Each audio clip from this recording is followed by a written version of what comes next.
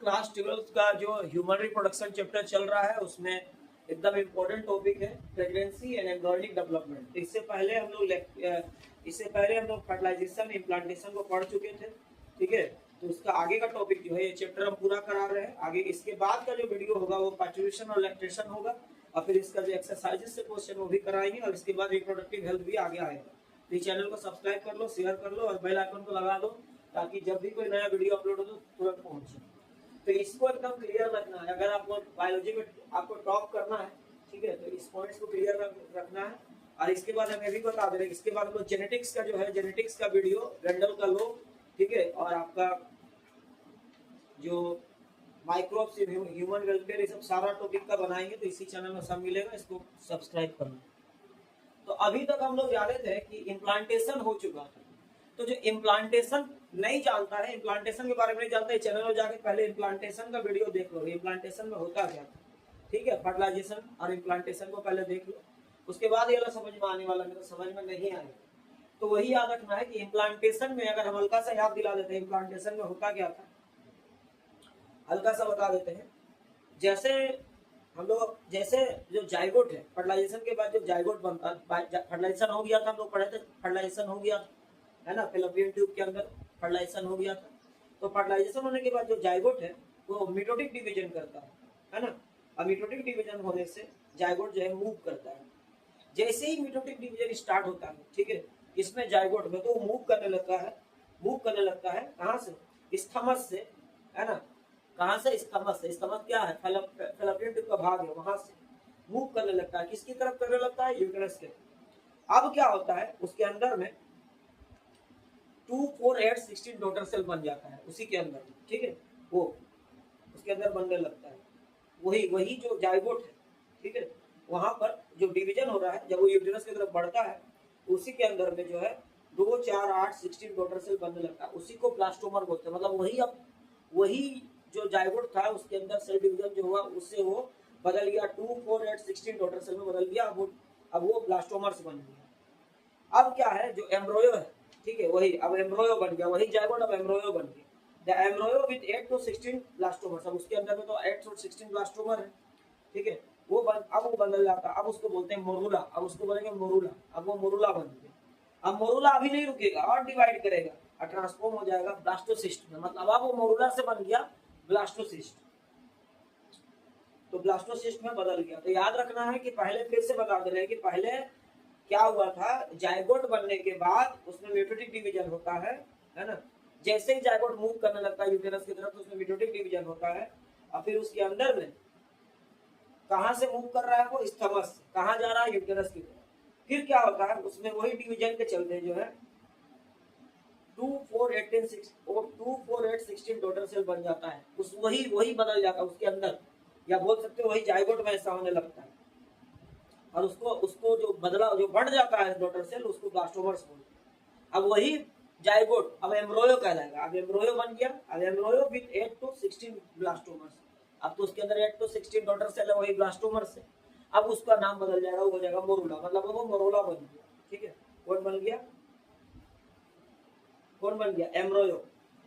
अब क्या होगा, the morula continues to divide. अब मोरूला डिवाइड होगा, ठीक है। अब एम्ब्रियो से मोरूला बना था, ठीक है।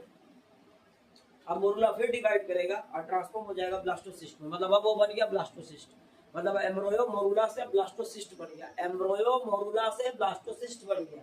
ध्यान देना, पूरा दिमाग से सोचना होगा इसमें, ठीक है। ब्लास्टोसिस्ट बन गया। As it moves further into the uterus. अब यूटेरस की ओर और आगे बढ़ रहा है। अब क्या होगा, the blastomeres in the blastocyst are arranged. अब आपको पता है कि अंदर में ब्लास्टोमर है, वही डॉटर सेल्स है। तो जो अंदर का ब्लास्टोमर है ना, अब ये तो ब्लास्टोसिस्ट बन गया। तो ब्लास्टोसिस्ट के अंदर में ब्लास्टोमर है, वो ब्लास्टोसिस्ट जो अंदर, ठीक है। तो जो ब्लास्टोमर से ब्लास्टोसिस्ट के अंदर में वो अरेंज हो जाता है इनटू एन आउटर लेयर। एक लेयर बनकर अरेंज हो जाता है। उसको हम लोग बोलते हैं ट्रोपोब्लास्ट। मतलब इसका जो ब्लास्टोसिस्ट है, अब उसके अंदर में, है ना, जो ब्लास्टोमर्स था वो अरेंज हो गया और एक आउटर लेयर बना दिया, उसको बोलेंगे ट्रोपोब्लास्ट। एक बाहर का लेयर बन गया, किसमें बन गया, ब्लास्टोसिस्ट में, उसको बोलेंगे trophoblast. And inner group of cell attached to the trophoblast called inner cell mass. और उसके भीतर फिर एक वो सेल ग्रुप बना, उसको बोलेंगे इनर सेल मास। तो दो चीज बन गई ब्लास्टोसिस्ट में, एक आउटर लेयर बन गया ट्रोपोब्लास्ट और एक अंदर में इनर सेल मास बन गया। अब क्या होगा, the trophoblast layer then gets attached to the endometrium. अब जो ट्रोपोब्लास्ट लेयर है वो क्या होता है, एंडोमेट्रियम के साथ अटैच कर जाता है। ठीक है, ट्रोपोब्लास्ट लेयर जो बाहरी परत है किसका, ब्लास्टोसिस्ट का, वो एंडोमेट्रियम के साथ लिंक कर जाता है। And inner cell mass get differentiated as the embryo. अब वो क्या होगा, अंदर का जो इनर सेल मास है ना, वो डिफरेंशिएट होता है एम्ब्रियो के रूप में, क्योंकि वो एम्ब्रियो ही तो था। आफ्टर अटैचमेंट तो हो गया था, the uterine cell divides rapidly. तो जैसे ही अटैचमेंट हुआ है ना, क्या अटैच किया था अभी बता दिए थे, आपका ट्रोपोब्लास्ट लेयर जो है वो किसका, ब्लास्टोसिस्ट का अटैच कर दिया था एंडोमेट्रियम से। ठीक है, तो as a result the blasto, यहां देखो फिर बोलते हैं after attachment the uterine cells, जो uterine cells divide rapidly. Uterine cell कहां पर है, एंडोमेट्रियम का अंदर का सेल को यूटेरिन सेल बोल रहे हैं। तो अब देखो जैसे अटैच कर दिया, कौन अटैच कर दिया, ट्रोपोब्लास्ट है ना, किसका, ब्लास्टोसिस्ट का। तो after attachment the uterine cell divide rapidly. अब यूटेरिन का सेल भी डिवीजन से होके गुजरता है, अंडरगो होता है एंड कवर्स द ब्लास्टोसिस्ट। और वो ब्लास्टोसिस्ट जो से अटैच हुआ था ट्रोपोब्लास्ट लेयर के जरिए उसको ढक लेगा, पूरा कवर कर लेगा। ठीक है, as a result the blastocyst becomes embedded. अब वो ब्लास्टोसिस्ट जो है पूरा एम्बेडेड हो जाएगा, चिपक जाएगा, है ना, in the endometrium of the uterus. वही यूटेरस में एकदम उसका अंदर का लाइन से चिपक जाएगा, है ना। एंडोमेट्रियम क्या है, यूटेरस का इनर पार्ट है, इनर वॉल है ना। उसके बाद फिर मायोमेट्रियम होता है, फिर पेरीमेट्रियम होता है। तो इसके बारे में भी हम वीडियो में बना दिए हैं, आप लोग फीमेल रिप्रोडक्टिव सिस्टम को पढ़ोगे, पीछे में है वीडियो, तो जान जाओगे एंडोमेट्रियम के बारे में। और यही एंडोमेट्रियम से जो ब्लास्टोसिस्ट जो है लिंक कर जाता है, सट जाता है, चिपक जाता है, इसी को बोलते हैं implantation. This is called implantation and leads to pregnancy. आगे चल के है प्रेगनेंसी होगा। तब हम लोग जान गए इम्प्लांटेशन क्या हुआ था, ब्लास्टोसिस्ट जाके लटक गया एंडोमेट्रियम में। अब उसका आगे का खेल है, आगे का वही टॉपिक है, प्रेगनेंसी एंड एम्ब्रियोनिक डेवलपमेंट। ठीक है, अब क्या होगा, तो स्टेप बाय स्टेप एक्सप्लेनेशन है, पूरा पॉइंट पर एकदम समझ लेना, पूरा एक एक पॉइंट। ठीक है, अगर नीट और आपको क्लास 12 में टॉपर करना है। आफ्टर इम्प्लांटेशन को जान के क्या है इम्प्लांटेशन, अभी बताए थे, एंडोमेट्रियम में है ना ब्लास्टोसिस्ट जो क्या हो गया था, एम्बेडेड हो गया। तो after implantation finger like projection appear on the trophoblast. अब आपको पता है ट्रोपोब्लास्ट उसमें है, ठीक है, ब्लास्टोसिस्ट का ऊपर का जो ट्रोपोब्लास्ट लेयर है वो है। तो आफ्टर इम्प्लांटेशन होने के बाद finger like projection appear on the trophoblast. अब ये फोटो एनसीईआरटी का निकाल लो, ये देखो ह्यूमन रिप्रोडक्शन चैप्टर जाओ, अब वहां एक फोटो बना हुआ है, देखो the human foetus between the uterus, वहां बना फोटो निकालो, उसमें देखो जल्दी जाके निकालो। अब देखो यहाँ पर क्या है, बोला क्या है, आफ्टर इम्प्लांटेशन होने के बाद फिंगर लाइक प्रोजेक्शन अपीयर, कैसा अपीयर हो जा रहा, फिंगर जैसा है, यहाँ देख सकते हैं फिंगर जैसा प्रोजेक्शन हो रहा है, मतलब फिंगर के जैसा प्रोजेक्शन, उभार जैसा स्ट्रक्चर बनने लगता है ऑन द ट्रोपोब्लास्ट। इसमें ट्रोपोब्लास्ट में, तो देखो ट्रोपोब्लास्ट यहाँ दिख रहा है, उसी वो फिंगर लाइक स्ट्रक्चर में कन्वर्ट हो गया। इसको बोलते हैं कोरियोनिक विली। क्या बोलेंगे इसको, कोरियोनिक विली। ये भी पूछ देगा, कभी ये पूछता है क्या, फिंगर लाइक प्रोजेक्शन जो अपीयर होता है ट्रोपोब्लास्ट में, उसको क्या बोलेंगे, कोरियोनिक विली। याद रखना कि ये जो ट्रोपोब्लास्ट लेयर है ना, ये ब्लास्टोसिस्ट में है, which are surrounded by the uterine tissue। ये फिर किससे घिर जाता है, यूटेरिन टिश्यू से। यूटेरिन टिश्यू तो वहां होगा ही क्योंकि यूट्रस के अंदर है। एंड मैटरनल ब्लड, और वहां ब्लड देखो, देखो यहाँ पर यूटेरिन, यहाँ ब्लड दिख रहा है, यहाँ यूटेरिन टिश्यू है, उसे घिर गया। ठीक है, मैटरनल मां का ब्लड फ्लो। अब क्या होगा, ये कोरियोनिक विली तो घिर गया, किससे घिर गया, यूटेरिन टिश्यू और मैटरनल ब्लड। अब क्या होगा, the chorionic villi and uterine tissue become interdigitated. अब वो आपस में ऐसे पूरा ऐसे मिक्स हो जाएगा, ट्विस्ट हो जाएगा, ऐसे मिल जाएगा। इंटरडिजिटेड मतलब होता है स्टेप्स, ऐसे मिल जाना, जैसे एक उंगली को मिला दो, इससे पूरा आपस में से मिल जाएगा। तो यही लिखा था, chorionic villi and uterine tissue become interdigitated, आपस में मिल जाता है, मिक्स हो जाता है with each other and jointly form. बोला ना, ऐसे दो सांप जैसे लपट गया वैसे लपट जाता है, दोनों मिलके जॉइंटली फॉर्म, आगे मिलके जॉइंटली फॉर्म करता है, मिलके बनाता है ये स्ट्रक्चरल एंड फंक्शनल यूनिट। एक स्ट्रक्चरल और फंक्शनल यूनिट को डेवलप करता है। ठीक है, मतलब एक ऐसा यूनिट बनाएगा जो फंक्शन भी करेगा, स्ट्रक्चर भी देगा, है ना, स्ट्रक्चर भी होगा between developing embryo and maternal body. तो मैटरनल बॉडी वहां पर है एगो, आपका कौन है, यूटेरस वाला, और जो डेवलपिंग एम्ब्रियो तो है वही ब्लास्टोसिस्ट जो डेवलप कर, वो एम्ब्रियो है, वो डेवलप कर रहा है। तो डेवलपिंग एम्ब्रियो फीटस भी बोल सकते हो, और मैटरनल बॉडी के बीच में, है ना, एक तो फंक्शनल और स्ट्रक्चरल यूनिट को क्रिएट कर देगा जिसका नाम है प्लेसेंटा। तो क्या बोलेंगे, प्लेसेंटा बोलेंगे। ठीक है, तो आप लोग यहाँ देख सकते हो, यहाँ पर भी दिख रहा है, ये आपका क्या हो गया, मेटर्नल बॉडी हो गया इधर वाला एंडोमेट्रियम का, और ये हो गया एम्ब्रियो, और इसका बीच में वो बन गया है एक वो क्या स्ट्रक्चरल और फंक्शनल यूनिट, यही को हम लोग क्या बोलेंगे, प्लेसेंटा। क्या बोलेंगे, प्लेसेंटा। अब आगे यहाँ पर क्या आता है, इस तरह से हम लोग जान लिए कि कोरियोनिक भी यूटेरल टिश्यू के साथ इंटरडिजिटेड हो जाता है, मिक्स हो जाता है, और जॉइंटिंग फॉर्म करता है वो यूनिट को, जिसको हम लोग बोलते हैं प्लेसेंटा, और मेटर्नल बॉडी और आपका एम्ब्रियो, डेवलपिंग एम्ब्रियो के बीच में बना है। अब क्या करेंगे, placenta, the placenta facilitate the supply of oxygen, ये ऑक्सीजन को सप्लाई करेगा, क्योंकि जो एम्ब्रियो जो पेट में एम्ब्रियो बढ़ रहा है, ठीक है, उसको भी तो ऑक्सीजन चाहिए ना, और उसको भी खाना पीना चाहिए, तो कहां से आएगा, यही करता है placenta. The placenta facilitate the supply of oxygen, oxygen का सप्लाई को फैसिलिटेट करेगा, और न्यूट्रिएंट्स भी उसको प्रोवाइड करेगा। अब जो भी बच्चा जो अंदर में है, जो एम्ब्रियो है ना, वो जो डेवलप हो रहा है, उसको ऑक्सीजन चाहिए, उसको कार्बोहाइड्रेट चाहिए, उसको विटामिन चाहिए, मिनरल चाहिए, कहां से आएगा, विटामिन सब यही देता है। तो वही लिखा, placenta facilitate the supply of oxygen, oxygen का सप्लाई को फैसिलिटेट कराता, उपलब्ध कराता, न्यूट्रिएंट्स भी उसको देता है, ठीक है। तो द एम्ब्रियो लिखा भी embryo, and also removal of carbon dioxide and excretory waste materials produced by the embryo।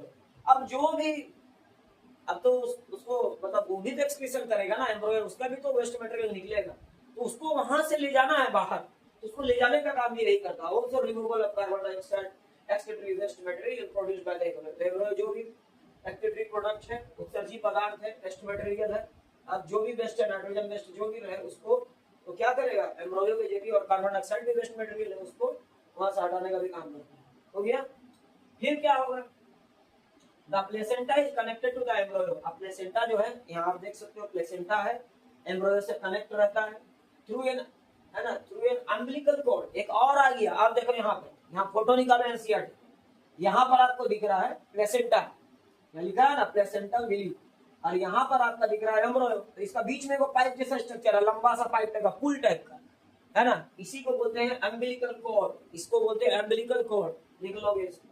तो the placenta is connected to the embryo through an umbilical cord, एक अम्बिलिकल कॉर्ड से जुड़ा होता है। तो यहाँ आप देख लो कि ये प्लेसेंटा और एम्ब्रियो के बीच में एक लाइन पुल टाइप का है, पाइप जैसा है, इसको बोलते हैं अम्बिलिकल कॉर्ड।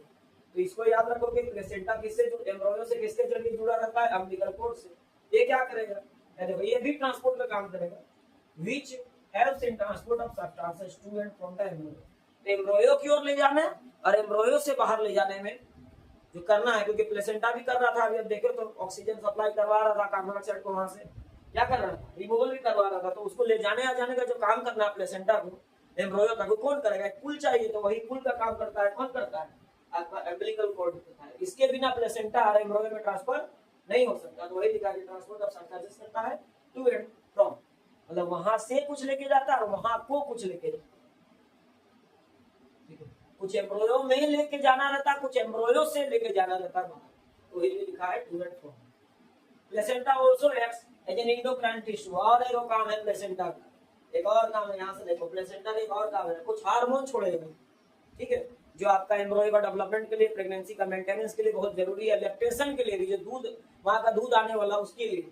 यहाँ देखो लिखा है placenta also acts as an endocrine tissue, तो जैसे आप लोग का एंडोक्राइन सिस्टम होता है, पूरा का पूरा हार्मोन वहीं से चलता है, तो ऐसे ही इसका बच्चा के लिए अब एंडोक्राइन सिस्टम कहाँ से आएगा, तो उसका जो ये जो प्लेसेंटा है वहां पर एंडोक्राइन सिस्टम या एंडोक्राइन टिश्यू बन जाता है, ठीक है। तो लिखा गया देखो placenta also acts as an endocrine tissue और सिस्टम, यू कैन से बोल सकते हो, and producer several hormone. Exam में बहुत बार पूछा है, नीट में भी और इसमें भी, क्लास 12 में भी, कि कौन कौन सा ऐसा हार्मोन जो प्लेसेंटा से सीक्रेट होता है, तो बहुत सा हार्मोन है, देखो कौन कौन, जो मेन है उसको याद रखना है, several hormones like human chorionic gonadotropin, पहला हार्मोन क्या है, human chorionic gonadotropin hormone, HCG.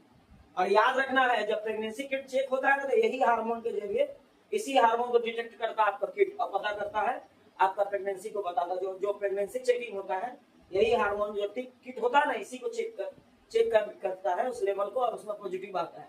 तो इसको भी याद रखना है कि जो प्रेगनेंसी किट होता है ना, उसमें आप जो यूरिन लेते हैं, यूरिन को डालते हैं, तो यूरिन में इसी हार्मोन को, इसका पर्सन के जरिए वो पॉजिटिव और नेगेटिव दिखाता है, यही हार्मोन को डिटेक्ट करता है, उसका लेवल को यूरिन, ठीक है। तो several hormones like human chorionic gonadotropin, एक तो हो गया HCG hormone, human placental lactogen एकदम रट लेना, यही सब आपका ये सिर्फ प्रेगनेंसी के समय ही ये सीक्रेट होगा और कभी नहीं होता, ठीक है, इसको ये भी याद रखना। तो ये हार्मोन कहाँ से निकलता है वो भी याद रखोगे, कहाँ से निकलता है, प्लेसेंटा से। तो ये कौन कौन हार्मोन है, human chorionic gonadotropin hormone HCG, human placental lactogen hormone HPL, oestrogen hormone और आपका प्रोजेस्ट्रोजन हार्मोन। ये प्रोजेस्ट्रोजन हार्मोन वो आपका क्या है, वही नेचुरल प्रोजेस्टेरोन ही है, बस उतना ही समझ लो, प्रोजेस्टेरोन ही है, कोई अलग चीज नहीं सोचना।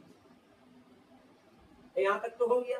अब इसमें तुम लोग थोड़ा बहुत हार्मोन के बारे में बता दे, इसको लिख लो, ठीक है। यहाँ पर जैसे आपका है ह्यूमन कोरियोनिक गोनेडोट्रोपिन, आप लोग निकालो, लिखोगे ह्यूमन कोरियोनिक गोनेडोट्रोपिन हार्मोन जो प्लेसेंटा से निकला प्रेगनेंसी के समय, उसका क्या काम है, मेंटेनिंग अर्ली प्रेगनेंसी, लिख लोगे मेंटेनिंग अर्ली प्रेगनेंसी। वीडियो को रोक रोक के सुन लेना, ठीक है, थोड़ा जल्दी बोलेंगे क्योंकि बहुत लंबा हो जाने से लोड करना दिक्कत होता है।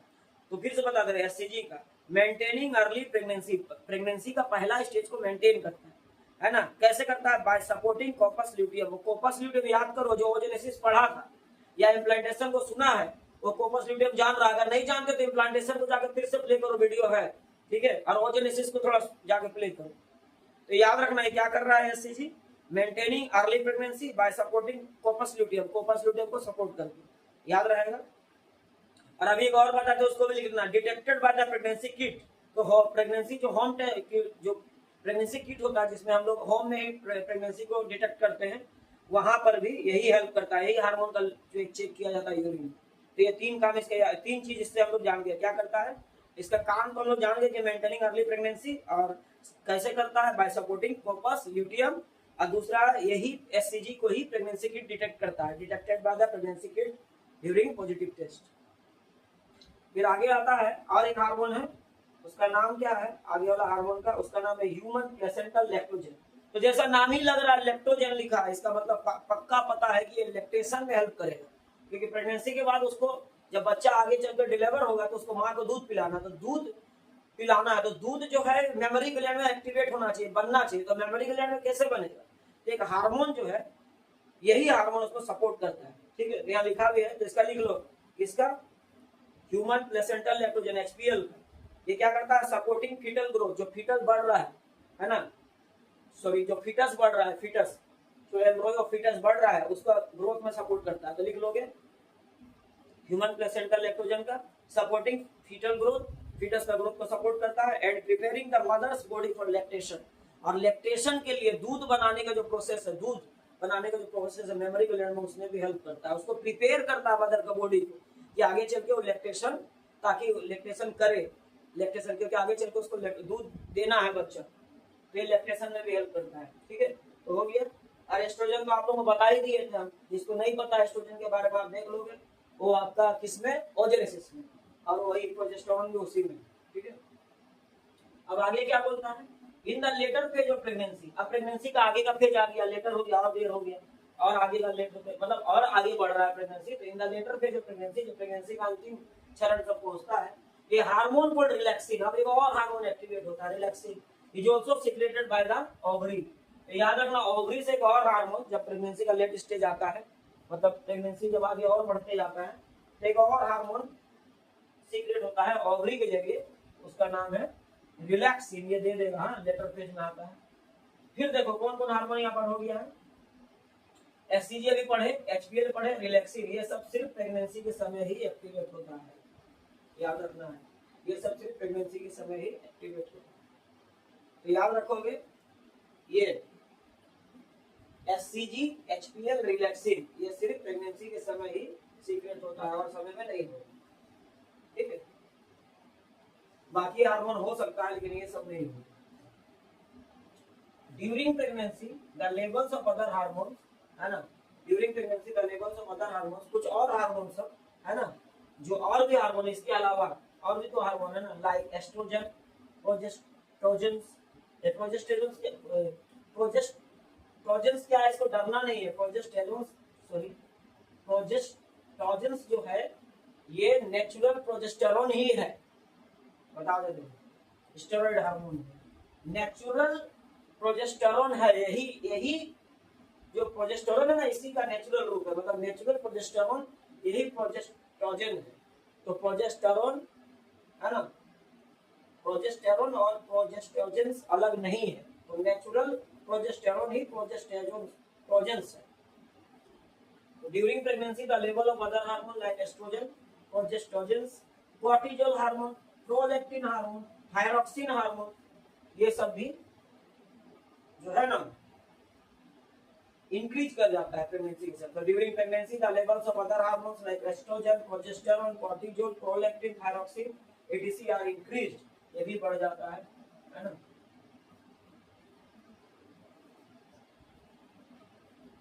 इसको लिख लेना है।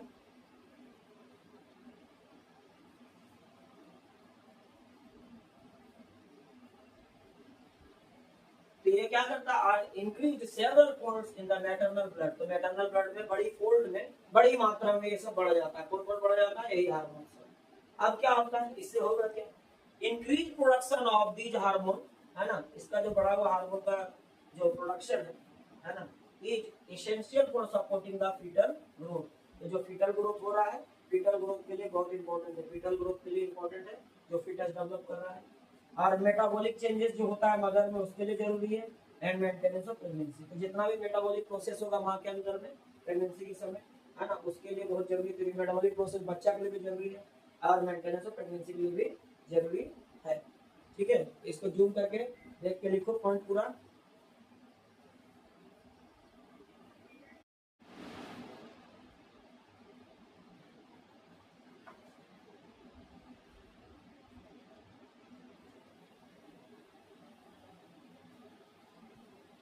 तो हम लोग प्रेगनेंसी में एम्ब्रियोनिक डेवलपमेंट में हम लोग पहुंच गए थे कि लास्ट में प्रोडक्शन ऑफ जो हार्मोन सब था, increase production of these hormone, जो कौन कौन हार्मोन, इसके अलावा जो प्रोजेस्टेरोन, कॉर्टिजोल, प्रोलैक्टिन, थायरॉक्सिन, ये सब था, ये सब जो है प्रोडक्शन सब बढ़ जाता है, ये सभी फीटल ग्रोथ में। और मेटाबॉलिक चेंजेस में मदर के अंदर जो मेटाबॉलिक चेंजेस आता है और मेंटेनेंस ऑफ प्रेगनेंसी में हेल्प करता है। तो मेटाबॉलिक क्या चेंजेस आएगा, मतलब मेटाबॉलिज्म में चेंजेस आता है। तो मेटाबॉलिज्म क्या है, ये मेटाबॉलिक प्रोसेस क्या है, तो वैसा प्रोसेस जिससे हम लोग बॉडी में एनर्जी प्रोड्यूस होता है, ठीक है, और जो वेस्ट मटेरियल वो बाहर निकलता है, या फिर सेल का जो डेवलपमेंट है कुछ उसमें भी हेल्प करता है, तो वही मेटाबॉलिक प्रोसेस होता है। तो वो मेटाबॉलिक प्रोसेस जो नॉर्मली होता है प्रेगनेंसी के बाद, उसका थोड़ा मेटाबॉलिक चेंजेस भी आता है, तो उसमें ये कंट्रोल करता है हार्मोन। तो आगे क्या होगा, आगे का पॉइंट क्या है, देखो। इमीडिएटली आफ्टर इम्प्लांटेशन जब हो गया था, ठीक उसका तुरंत बाद एक और घटना घटता है जो अब बता रहा है, इसको भी याद रखना। जैसे इम्प्लांटेशन हो गया, ठीक है, यानी ब्लास्टोसिस्ट जो है वो इम्बेड हो गया एंडोमेट्रियम से, तो क्या होता था, इनर सेल मास एम्ब्रियो। आपको पता होगा कि ब्लास्टोसिस्ट में दो बात किए थे, एक तो ऊपर का जो लेयर था उसको हम लोग ट्रोपोब्लास्ट बोले थे, और अंदर में इनर सेल मास था। तो उसी इनर सेल मास का बात कर रहा है जो एम्ब्रियो, ठीक है। तो immediately after implantation inner cell mass जो एम्ब्रियो है डिफरेंशिएट, वो टूटने लगता है इनटू एन आउटर लेयर। अब वो इनर सेल मास का बता रहा है, वहां पर भी लेयर टूटता है, ठीक है। तो ट्रोपोब्लास्ट का नहीं बोल रहा है, ठीक है। तो ब्लास्टोसिस्ट में हम लोग को पता नहीं कि ऊपर का लेयर ट्रोपोब्लास्ट बन जाता है, अंदर में इनर सेल मास जो है एक तो बन जाता है, जब अंदर का सेल एक जगह क्या हो जाता है, अरेंज हो जाता है। तो वही इनर सेल मास का बात कर रहा था। After implantation the inner cell mass embryo differentiates, उसको एम्ब्रियो भी बोलते हैं, इनटू एन आउटर लेयर। देखो आउटर लेयर उसके अंदर में जो है वहां पर देखो, फिर से बोल रहे इमीडिएटली आफ्टर इम्प्लांटेशन के बाद द इनर सेल मास, जो अंदर में इनर सेल मास है ब्लास्टोसिस्ट जो एम्ब्रियो है, differentiates into an outer layer. एक आउटर लेयर ग्रुप में टूट जाता है, और आउटर लेयर क्या है, उसका नाम होता है एक्टोडर्म। याद रखना है, एक्टोडर्म मतलब इनर सेल मास के वो डिफरेंशिएट हुआ और एक आउटर लेयर ग्रुप में टूटा, उसको बोलेंगे एक्टोडर्म। फिर एक और लेयर बन जाता है इनर लेयर बन जाता है। एक तो आउटर बना तो प्रीमियर लेयर भी बनता है, उसको बोलते हैं इंडोडर्म। इसको याद रखना, आउटर वाला एक्टोडर्म और अंदर वाला इंडोडर्म। इसके बीच में फिर एक लेयर बनेगा, देखो यहाँ फिर लिखा है ए mesoderm soon appears between them. अब एक्टोडर्म बना, इंडोडर्म बना, इसका इनर सेल मास जो है डिफरेंशिएट हुआ, और उसमें क्या बना, आउटर लेयर जो बना वो आपका बना एक्टोडर्म, इनर वाला बना इंडोडर्म, उसके बीच में एक और लेयर बनता है, उसको बोलते हैं mesoderm soon appears between them, जल्दी उसके बीच में दिखने लगा। These three layers give rise to all tissues organs in adult. तो जितना भी एडल्ट में हम लोग देखते हैं अंगों बना है, सब इसी से डेवलप हुआ है, इसी के थ्रू डेवलप होता है। जितना भी ऑर्गन टिश्यू जो भी बनता है यही लोग बनता है, यही पिंक लिवर। तो the inner cell mass contains certain cells. अब याद रखना जो इनर सेल मास है, यही इनर सेल मास है, इसके अंदर कुछ विशेष सेल होता है कॉल्ड स्टेम सेल। तो आप लोग स्टेम सेल सुने होंगे, बहुत सारे स्टेम सेल थेरेपी ये सब का खोज हो रहा है, जैसे HIV ट्रीटमेंट में स्टेम सेल थेरेपी का भी खोज चल रहा है कि उससे क्योर हो जाएगा। तो वही स्टेम सेल जो सुनते हो यही स्टेम सेल। तो the inner cell mass contain certain cells. Inner cell mass के में जो है कुछ सेल होता है खास सेल, इसको हम लोग स्टेम सेल बोलते हैं, which have potency to give rise to all the tissues and organs। और यही के अंदर एक पोटेंसी होता है, ताकत होता है, कैपेबिलिटी होता है कि कोई भी टिश्यू और ऑर्गन को बना सकता है, नया ऑर्गन और टिश्यू इसी से डेवलप होता है, यही स्टेम सेल। तो ये जो इनर सेल मास है इसी के अंदर वो स्टेम सेल होता है जो आगे चल के फिर जीवन भर काम आता है, ऑर्गन डेवलपमेंट और टिश्यू डेवलपमेंट। चलो ठीक है, अब आगे प्रेगनेंसी के बारे में मेन लाइन एकदम याद रखना है। The human pregnancy last 9 month. ये तो पता ही है, ह्यूमन का प्रेगनेंसी 9 महीना तक चलता है। In human beings after 1 month of pregnancy, जब प्रेगनेंसी 1 महीना हो जाता है, the embryos heart is formed. तो जो एम्ब्रियो है, जो भ्रूण है, उसका हार्ट बन जाता है, यानी उसका हृदय बन जाता है, हार्ट बन जाता है। 1 महीना के बाद हार्ट बन जाता है, याद रखना है। The first sign of going foetus may be noticed, है ना, by listening to the heart sound.